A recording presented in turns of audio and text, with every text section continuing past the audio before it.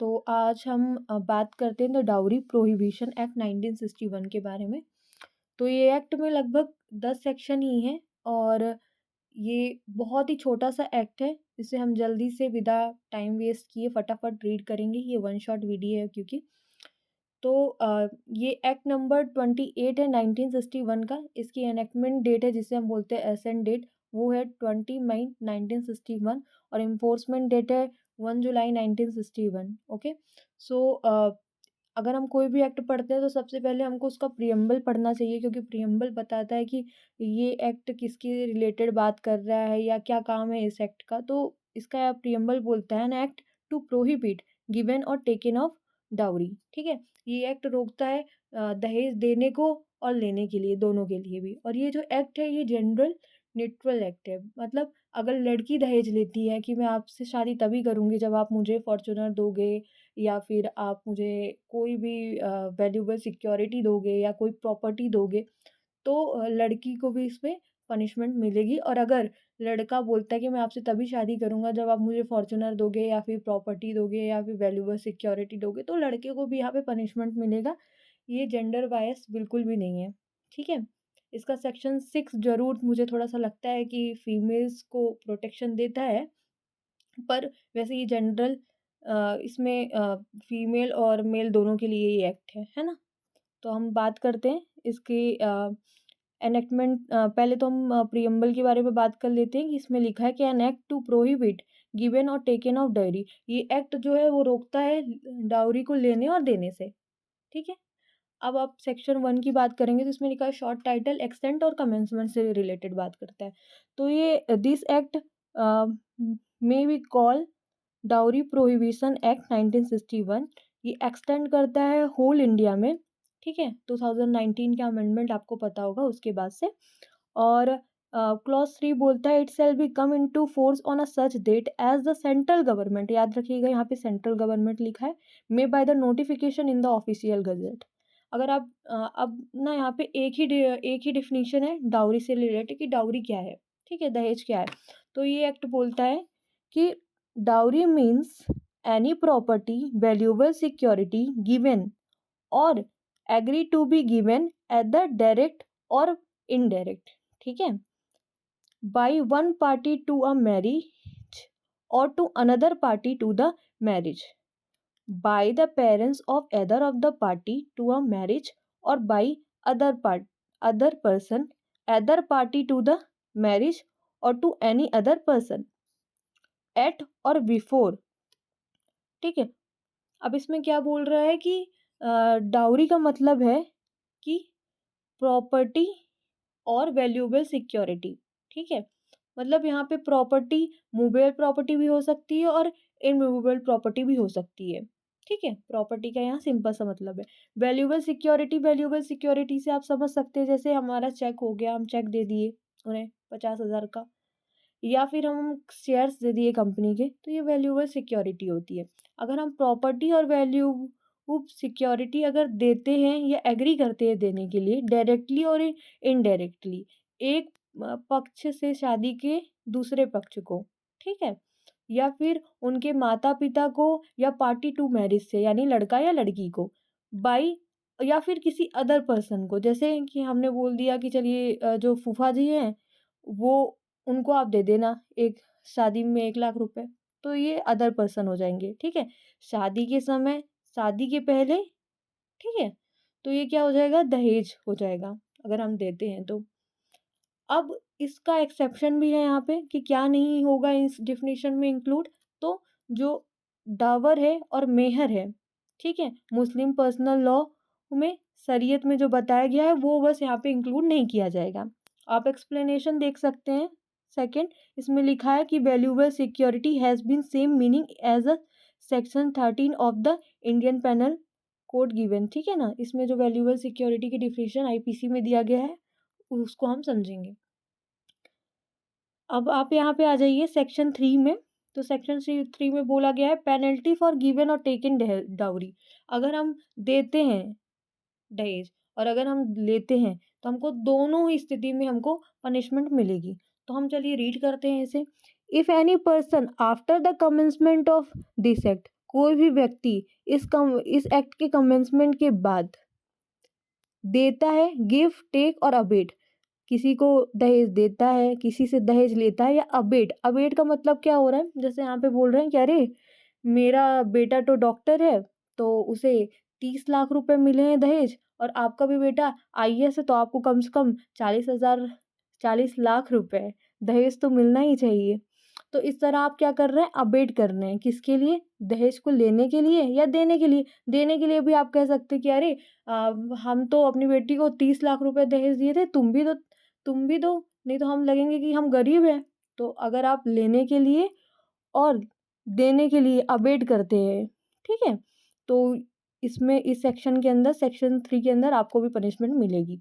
तो ही shall be punish, ठीक है, for the term not less than 5 year, 5 साल की पनिशमेंट है, इम्प्रिजमेंट आपको मिलेगी, और फाइन मिलेगा, fine which shall not be less than 15,000 rupees और the amount of value of such dowry whichever is more. अब ऐसा हो गया कि हमने ना दहेज में 3 लाख रुपए दिए थे, ठीक है, अब यहाँ पे बोला गया है कि फाइन कितना लगेगा, 15,000 रुपए। तो अब क्या है ना कि 3 लाख रुपए ज़्यादा होते हैं, तो जो फाइन है वो 3 लाख रुपए देना पड़ेगा। सिंपल सा ये बता रहा है। और यहाँ पे अब प्रोवाइडेड क्या लिखा है कि the court may for the adequate and special reason to be record in the judgement imposing a sentence of imprisonment from the lesser than the 5 year. अगर जो पनिशमेंट प्रोवाइड है अगर आप उससे कम देते तो कोर्ट को स्पेशल रीजन रिकॉर्ड करके बताना पड़ेगा कि आपने ऐसा क्यों किया है। अब क्लॉज 2 की बात करते हैं। Nothing in this subsection 1 shall apply to or any relation to. अब यहाँ लिखा है कि अगर आप किसी को अगर आप ब्राइड को, ठीक है, प्रेजेंट देते हैं, ठीक है, जिसकी उसने डिमांड नहीं की थी, तो ये गिफ्ट में इंक्लूड हो जाएगा, सिंपल सा। अब यहाँ लिखा प्रोवाइडेड डेट प्रेजेंट इंटाइटल, जो प्रेजेंट होंगे वो वही दिए जाएंगे जो लिस्ट मेंशन है according with the rule made in under this section. अब ये नहीं है कि आप मनमाना कोई भी गिफ्ट दे दो, नहीं, आपको इस एक्ट की गाइडलाइन को मानना पड़ेगा, जो लिस्ट एक दी गई है उसके अकॉर्डिंग ही आपको गिफ्ट भी देना है। अब क्लॉज बी के बारे में बात करते हैं कि क्लॉज बी जो है वो ब्राइड ग्रूम की बात करता है, दूल्हे की बात करता है। इसमें ये भी बोलता है कि आप दूल्हे को अगर कोई गिफ्ट देते हैं उसकी बिना डिमांड के, उसने कुछ नहीं मांगा कि उसे फॉर्च्यूनर चाहिए, कि उसे कार चाहिए, या मतलब कुछ भी उसने मांगा ही नहीं है, तो फिर वो कंसीडर नहीं होगा दहेज में। और हाँ, इसमें भी ऐसा बोला गया कि जो लिस्ट है ना आपको उसकी रूल्स को फॉलो ही करना पड़ेगा। अब यहाँ पे लिखा है कि provided further that such present are not by or on the behalf of the bride or any person related to bride. Such present are in customary nature and the value thereof not excessive, having regard to the financial status of the person by whom or behalf such present are given. अब यहाँ पे लिखा है कि एक और exception बता दिया है, ठीक है, कि अगर कस्टमरी नेचर का है, जैसे हम बोलते हैं कि हमको शादी में ये पावदान देना है, सिंपल सा, ये हमारे यहाँ का कस्टम है, तो हम देंगे उसे। पर हाँ, अगर ये मेरी फाइनेंशियल कंडीशन बहुत लो है, तो फिर अगर डिमांड करती कि नहीं आपके यहाँ तो कस्टम है आप तो दीजिए ये, तो फिर उसके बाद ये डाउरी में इंक्लूड हो जाएगा, क्योंकि ये मेरे फाइनेंशियल से मेरी जो एक लिमिट है उसको क्रॉस कर रहा है, मेरे पे ये लोड डाल रहा है, मानसिक तनाव दे रहा है, फाइनेंशियल बर्डन आ रहा है, तो ये दहेज में इंक्लूड हो जाएगा, ठीक है। अब अगर हम बात करें सेक्शन 4 की, तो सेक्शन 4 में अगर आपने दहेज के लिए अपना मुंह खोल दिया कि यार मुझे ना चाहिए, मुझे कार चाहिए तभी मैं शादी करूँगा, मुझे एरोप्लेन चाहिए तभी मैं शादी करूँगा, मुझे ट्रेन चाहिए तो मैं शादी करूँगा, अगर आपने सिर्फ डिमांड रख दी तो इस बात पे ही आपको ये सेक्शन 4 जो है वो पनिशमेंट देगा। तो if any person demands direct और इनडायरेक्ट, चाहे इनडायरेक्टली बोला आपने चाहे इनडायरेक्टली बोला, बोला कि अरे जो मेरे बड़े भाई है उनके बेटे को तो फॉर्च्यूनर मिली थी, तो कोई बात नहीं आप दे नहीं रहे हैं तो ठीक है, तो ये ना आप इनडायरेक्टली आप डिमांड कर रहे हैं यहाँ पे, ठीक है। तो फॉर द पेरेंट्स, चाहे आप पेरेंट्स से करें या other relatives, guardians of bride और ब्राइड ग्रूम, ये भी जेंडर न्यूट्रल, या लड़की डिमांड कर रही हो या लड़के डिमांड कर रहे हो यहाँ पे। एज अ केस में any dowry he shall be punishment with the imprisonment of not less than 6 months, which may be extended to 2 years, which with fine 10,000 rupees. मतलब अगर आपने बोला दहेज की डिमांड करी, बस आपको मिला नहीं है अभी कुछ, बस आपने डिमांड करी, तो आपको 6 महीने की सज़ा मिलेगी और जो एक्सटेंड हो जाएगी 2 साल तक के लिए, और आपको फाइन भी देना पड़ेगा जो 10,000 रुपीज़ तक होगा। ठीक है? और यहाँ पे भी बोलता है, अगर कोर्ट उससे जो पनिशमेंट दी हुई है, उससे आपको कम पनिशमेंट दे रहा है अपराध करने की, तो फिर उसको स्पेशल रीज़न रिकॉर्ड करना पड़ेगा अपने जजमेंट की ने, कि आपने ये इनको पनिशमेंट कम क्यों दी? क्या बेसिस थे? ठीक है? अब हम यहाँ पे बात करते हैं सेक्शन 4A। ठीक है ना? यहाँ पे अब ये ना थोड़ा-सा बहुत ही मुझे, मतलब अभी मेरी 1 साल प्रैक्टिस को हो रहा है, और मैंने आज तक अभी इस केस को नहीं देखा है। तो इसमें ऐसा बोलता है कि अगर कोई भी व्यक्ति है, मैं सिंपल सा आपको एग्ज़ाम्पल दे देती हूँ क्लॉज़ ए और क्लॉज़ बी के रिगार्डिंग पे।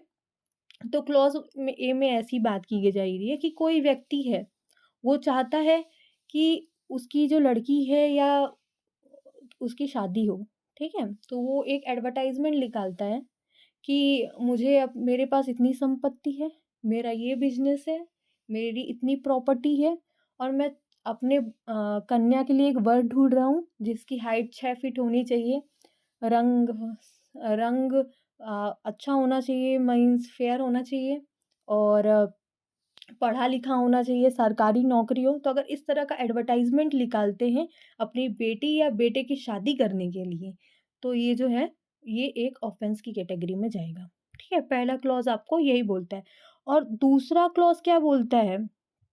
तो जो दूसरा क्लॉज़ है सेक्शन 4A का, वो बोलता है कि अगर कोई भी न्यूज़ पेपर वाले या कोई पब्लिशर अगर इस तरह की चीज़ों को प्रिंट करते हैं, ठीक है? जैसे हमने तो आपको बोला कि आप अपने न्यूज़पेपर में निकाल दीजिए, पर अगर आपने प्रिंट करवा दिया और पब्लिश कर दिया इस तरह की इन्फॉर्मेशन को, ठीक है? तो आपको भी पनिशमेंट यहाँ पे मिलेगी, ठीक है? तो पनिशमेंट कितनी मिलेगी? एक बार मैं आपके लिए सेक्शन भी रीड कर देती हूँ, चलिए।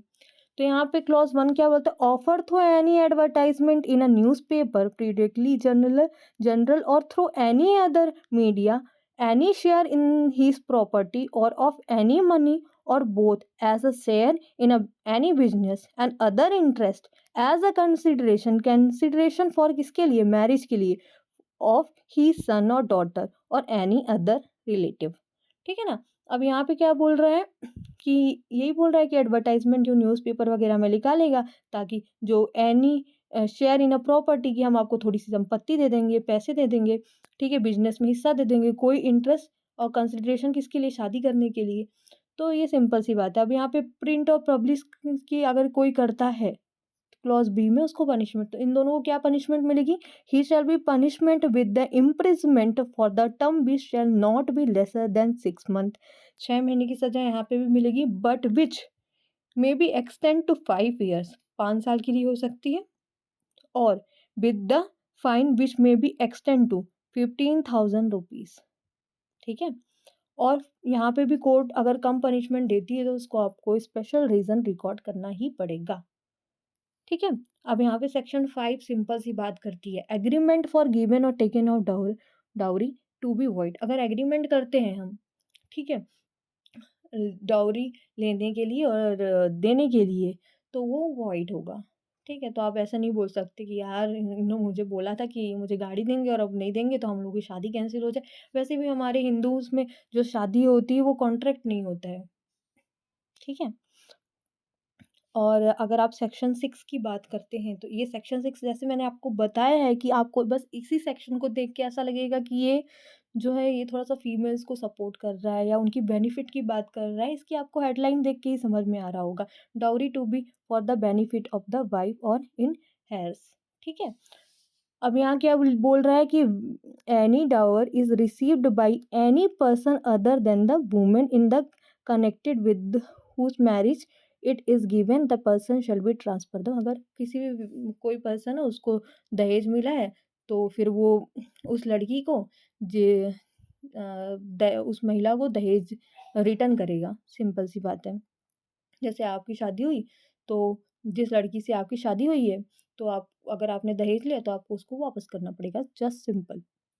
क्लॉज ये क्या बोलता है, if the dowry was received before marriage, शादी के पहले, तो आपको 3 महीने के अंदर after the date of marriage देना ही पड़ेगा उनको। Within 3 month after the date of marriage आपको देना पड़ेगा।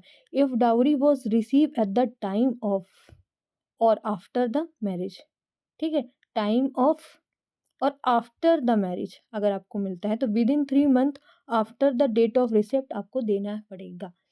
अब सी में क्या बोलता है, if the dowry was received when the women, जब अब यहाँ पे क्या हुआ, डाउरी आपको मिली, आपकी शादी हुई तो जो लड़की थी वो माइनर थी, तो जब वो 18 ईयर्स की होगी तो 3 मंथ के अंदर आपको उसे जो भी था उसे जो भी पैसे आपने लिए थे, जो भी डाउरी ली थी, आपको उसको रिटर्न करना पड़ेगा। ये सिंपल सा है।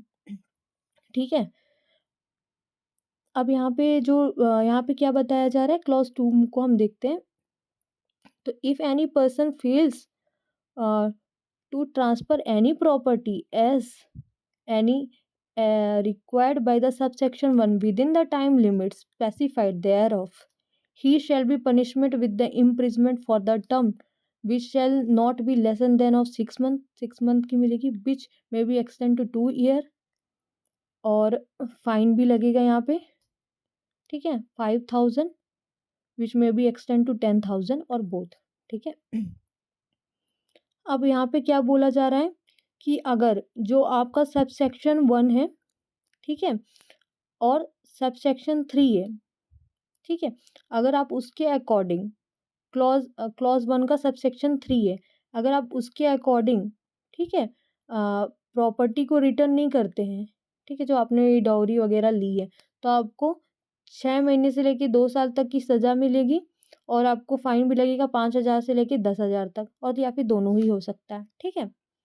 क्लॉज 1 यानी कि क्लॉज 1 यानी कि आपको मैंने ये रीड बताया था ना, ये जो फीमेल माइनर है और 18 ईयर की हो गई और आप नहीं देते हो तब। अब क्लॉज 3 में क्या बोलता है, when the women entitle to any property under subsection 1, अगर जो वीमेन है वो प्रॉपर्टी को इंटाइटल करती है सबसेक्शन 1 में और वो मर जाती है, उसकी मौत हो जाती है, ठीक है, लेने से पहले, तो जो उसके जो एरेंट्स होंगे उनको आप ये प्रॉपर्टी देंगे। ठीक है, सिंपल सा वो क्लेम कर सकेंगे। Provided that such women die within 7 year of, मतलब 7 साल में अगर वो उसकी डेथ हो गई फीमेल्स की, other than due natural course such property shall, तो फिर प्रॉपर्टी का क्या होगा, तो if she has no child, अगर उसके पास बच्चे नहीं हैं तो उसके पेरेंट्स को ट्रांसफ़र हो जाएगी।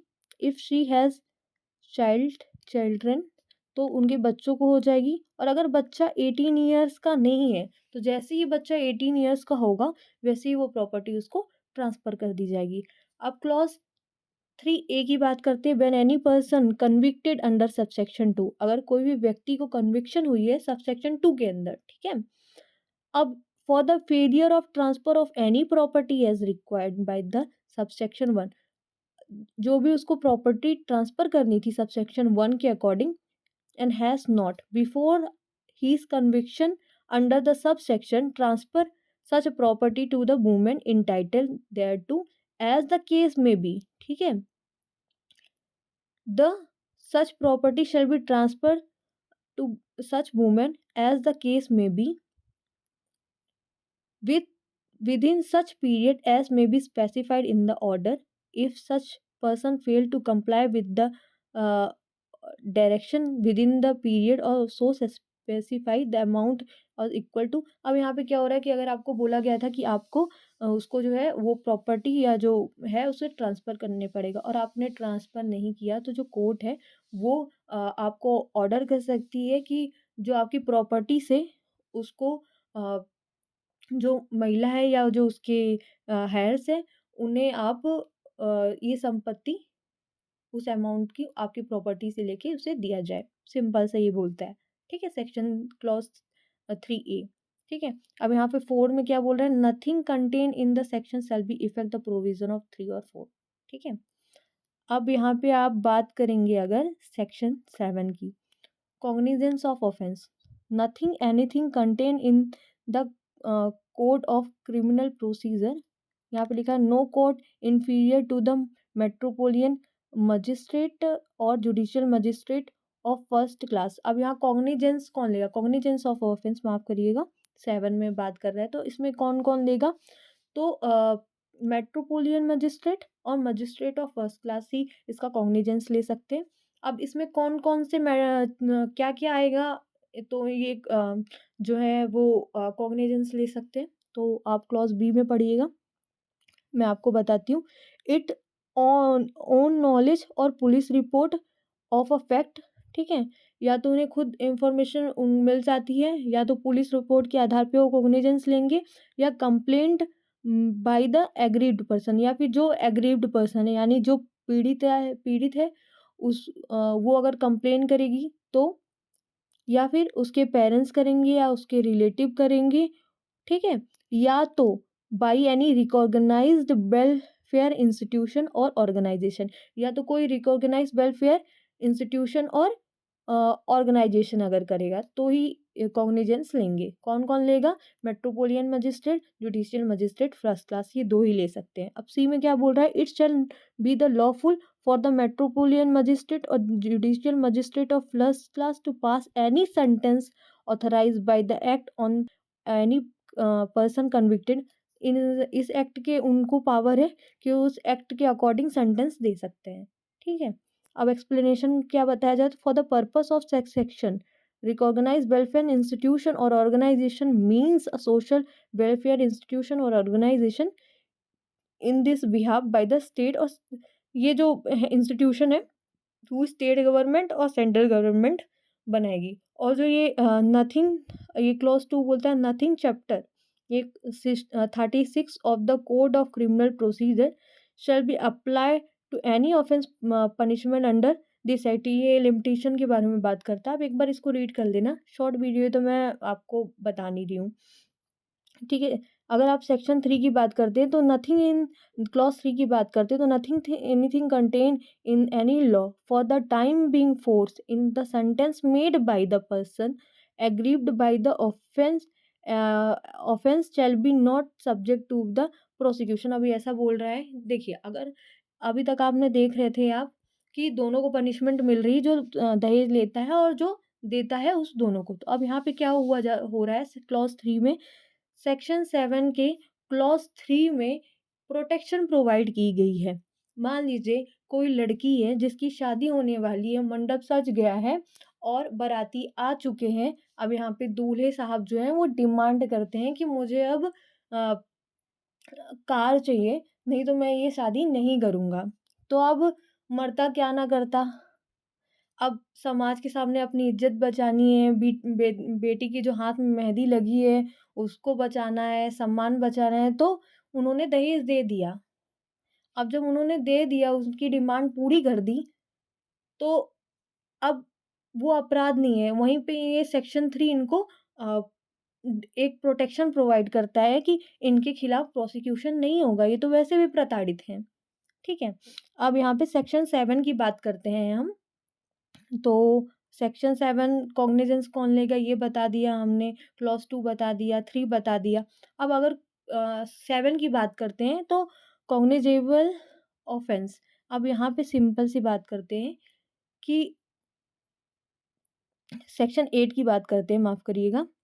सेक्शन 8 में है offence to be cognizable for certain purpose and to be bailable and non compoundable. अब यहाँ पे सिंपल सी बात की जा रही है कि इस एक्ट के अंदर जो अपराध है वो कॉग्निजेबल है। ठीक है?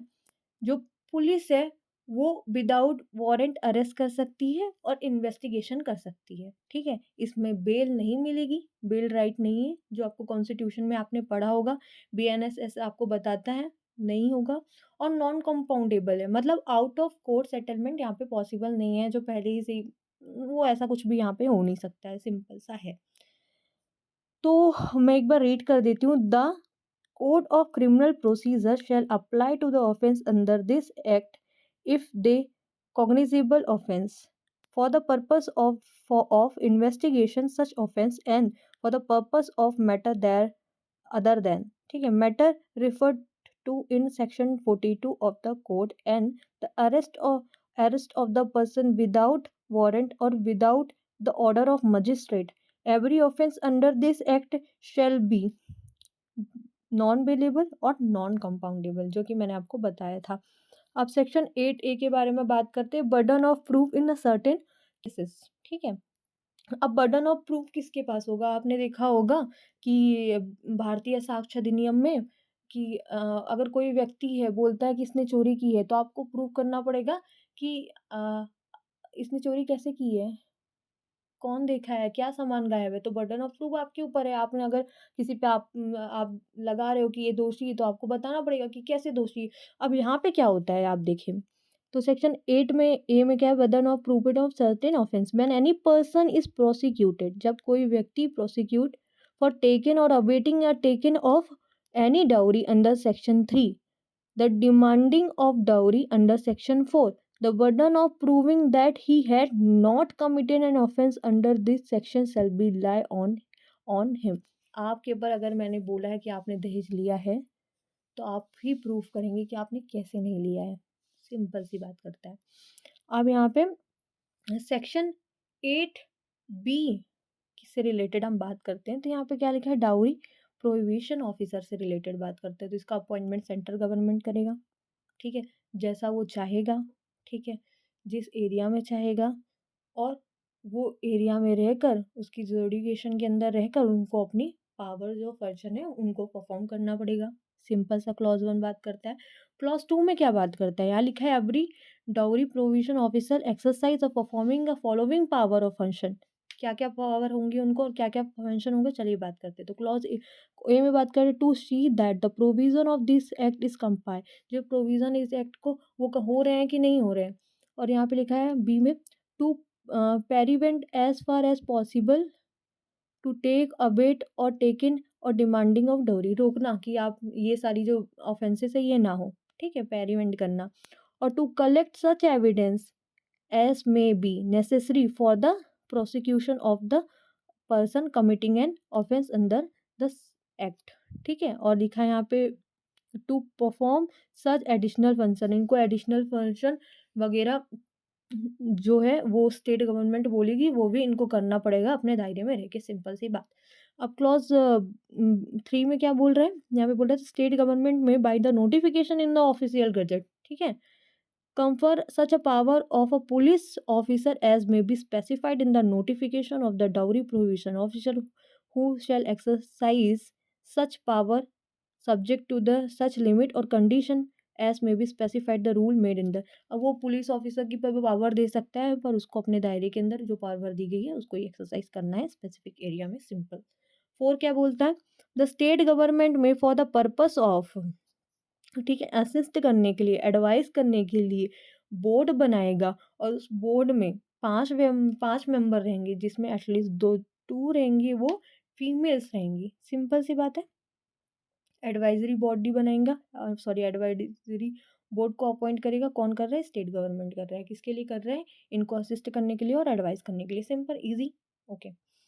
अब यहाँ पे आप देखेंगे कि सेक्शन 9 के बारे में, तो सेक्शन 9 में मैं आपको थोड़ी सी बातें बता देती हूँ इन सिंपल लैंग्वेज, फिर मैं प्रोविज़न भी रीड कर दूँगी। तो इसमें क्या बोला है कि सरकार को अधिकार दिया जाता है, ठीक है, मतलब पावर है उनके पास कि वो कानून को ठीक तरीके से लागू करने के लिए, ठीक है, रूल्स बना सकती हैं। क्योंकि जो रूल्स वगैरह है इतने सारे हमने पढ़े हैं, वो सिर्फ़ एक ज़मीनी हकीकत बन के रह जाएगी। उसको अगर कंप्लीट करना है, तो इनको कुछ नेसेसरी एक्ट लेना पड़ेगा। तो ये क्या-क्या कर सकते हैं सेंट्रल गवर्नमेंट, तो किससे रिलेटेड जो लिस्ट मैंने आपको बताई थी कि आप इस तरीके की प्रेजेंट गिफ्ट वगैरह ले सकते हैं, तो वो लिस्ट में क्या रहेगा, उसे कौन बनाएगा, उसका फॉर्म क्या होगा, ठीक है, उसकी जो सूची की बनाने की जो प्रक्रिया होगी वो क्या होगी, वो सब ये बताएंगे सेंट्रल गवर्नमेंट, ठीक है। और जो कोऑर्डिनेशन बनाना है जो अदर डिपार्टमेंट के साथ, चाहे वो पुलिस हो गया, ठीक है, केंद्र सरकार हो गया, राज्य सरकार हो गया, तो ये रिस्पॉन्सिबिलिटी होती है सेंट्रल गवर्नमेंट की। और जो दोनों सदन हैं, मान लीजिए अगर कुछ न्यू अमेंडमेंट करना है, कुछ बनाना है, तो दोनों सदनों में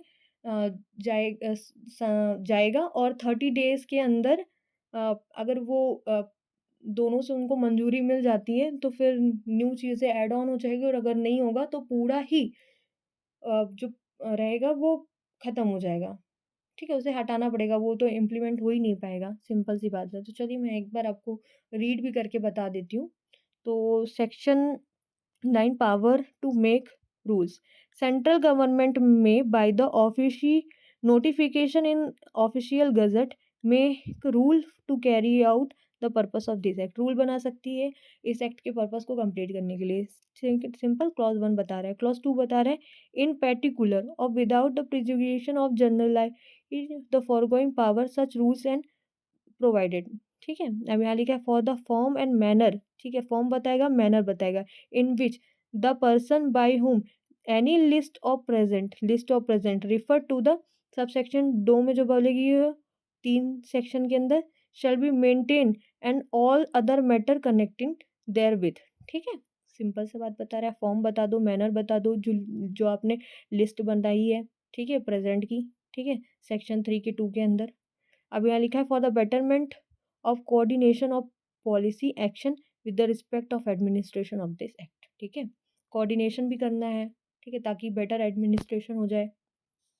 अब यहाँ क्लॉज 3 की बात करता है, every rule made under this act shall be lead as soon may be after its is made before such house of the parliament in session for the total period of 30 days which may be यही सारी चीज़ें जो मैंने आपको बताया था, तो ये आप एक बार रीड कर लेना। चलिए अब हम बात करते हैं सेक्शन 10 की, तो power of the state government to make rules. अब स्टेट गवर्नमेंट में by the notification in official government make rule to carry out the purpose of this act. ठीक है, स्टेट गवर्नमेंट भी रूल बना सकता है। अब ये state government for particular without ये अब क्या लिख यहाँ पे स्टेट गवर्नमेंट क्या करता है, स्टेट गवर्नमेंट किसको अपॉइंट करता है, तो आपने देखा होगा कि ऑफिसर को अपॉइंट करता है, डाउरी प्रोहिबिशन ऑफिसर को अपॉइंट करता है। तो इसमें सिंपल सी बात कर रहा है कि इस एक्ट को अच्छे बेहतर तरीके से इम्प्लीमेंट करने के लिए रूल्स बना सकता है। ठीक है, और जो एडिशनल फंक्शन होते हैं परफॉर्म्ड करने के लिए, जो dowry provision option under the subsection 2, तो उससे रिलेटेड भी ये एडिशनल फंक्शन वगैरह इनको बता सकता है। ठीक है, the limitation and condition subject to the which dowry provision officer may be exercise the function and subsection 3 and section 8 of B. ठीक है, तो or any rule made by the state government under this section shall be lead soon as after the it made and state legislature। इसमें simple सी बात है, जिसकी जिसकी आप appointment कर रहे हो उससे रिलेटेड आप फंक्शन बता रहे हो, उस एक्ट को अच्छी तरीके से इम्प्लीमेंट करने के लिए आप रूल बना रहे हो, ये आप रीड कर लेना। आई होप कि आपको ये पूरा एक्ट समझ में आया होगा। ये जेंटल न्यूट्रल है, ये लड़के के लिए भी है, लड़की के लिए भी है। आप देख सकते हैं कि जो सेक्शन 80 है भारतीय न्याय संहिता का, वो डाउरी से रिलेटेड बात करता है। ठीक है, आप एक बार उसको रीड कर लेना। फिर एक प्रिजम्पशन से रिलेटेड भी बात करता है, भारतीय साक्ष्य अधिनियम का 118। ठीक है, फिर आप थोड़ा सा देखेंगे तो भारतीय न्याय संहिता में 85 से रिलेटेड भी बात किया गया था कि क्रुएलिटी वगैरह क्या है। तो ये सारे आप कॉन्सेप्ट एक बार रीड कर लेना। और अगर आपको इस एक्ट से रिलेटेड कोई भी डाउट होगा तो आप मुझे कमेंट में मेंशन कर देना, मैं आपको बता दूँगी। और मुझे लगता है कि आज का वीडियो काफ़ी लंबा हो गया है, ख़त्म करना चाहिए। और तो थैंक यू सो मच। अगर आपको ये अच्छा लगा हो और आप चाहते हो कि मैं इसी तरह के शॉर्ट वीडियोज़ और बताऊँ, या आप कोई भी एक्ट चाहते हो जिसे मैं पढ़ाऊँ, तो आप मेंशन कर देना, मैं बता दूँगी। तो thank you so much for watching this video.